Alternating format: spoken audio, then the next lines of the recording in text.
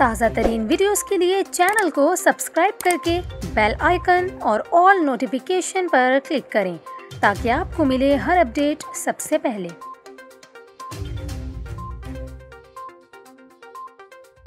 और यहाँ पर आपको खबर दें, भारतीय रियासत उत्तर प्रदेश में शदीद बारिशों ने तबाही मचा दी। यूपी के शहर लखनऊ में एक माह की औसत बारिश एक ही दिन में बरस गई। लखनऊ में 24 घंटों के दौरान 155.2 मिलीमीटर बारिश रिकॉर्ड की गई है।